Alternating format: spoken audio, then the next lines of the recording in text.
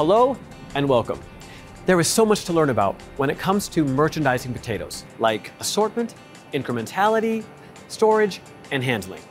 So we have Tom with us today, who is a produce merchandising manager at a top-performing retailer in Denver, Colorado, to show us the ins and outs on how to really strengthen our merchandising strategies. Welcome, Tom. Thanks for having me. Thanks for being here. So, where would you like to start? You know what? Let's start with assortment. Key retailers across the U.S. that are really driving the potato sales are doing so by keying in on varieties of potatoes and also package sizes. Those really drive incremental sales. Now, when you're talking about variety, you are just talking about the different types of potatoes. Right, the medleys, the petites, the purples, those are all adding incremental sales to us every single day. Now, when you talk about incrementality, what exactly does that mean? Incrementality really is something that adds to the customer basket. They're normally buying a 10-pound bag of russets, and we have the medley sitting right next to them. They pick up that, and so we've added an incremental sell into that customer's basket. So basically, incrementality is when one product causes the consumer to buy another product. Absolutely. What about when the boxes of potatoes arrive? Let's just show you. Come on back. All right.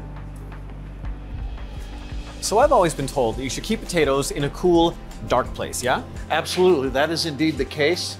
You know what, we have lights on back here, but when there's no motion, there's no lights. And so it goes dark, and so it ends up being a cool, dark place. Now what happens if the potatoes are in the light too long? You know what, if they're in the light too long, they actually turn green and they get a bitter taste. Two big negatives for the customer and to sell potatoes. True, we do not want that. Absolutely not. All right, so when these come in, which ones go out on the floor first? It's all about first in, first out. That way, the freshest product is out there for our customers every single day. Makes sense.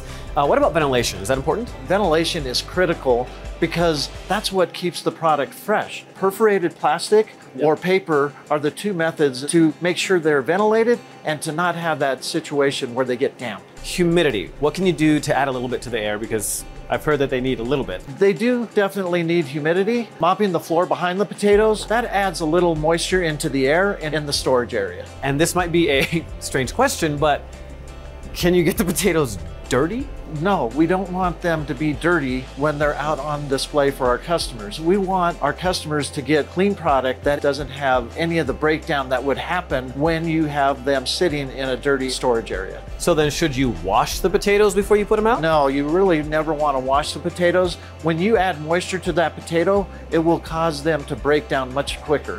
When handling the potatoes, are potatoes sensitive? Should you handle them with care, or are they pretty tough? They are very sensitive, they have feelings. We have to be gentle with them. We don't want to drop them because they bruise. When the customer cuts into them, they'll see that bruise and they'll be disappointed. And we definitely don't want to disappoint our customers. Tom, I have learned so much from you today about basically everything concerning potato merchandising, from assortment to handling. So thank you so much. No problem. Great to see you today, Tito. Great to see you too. Have a great day. You as well. Thank you.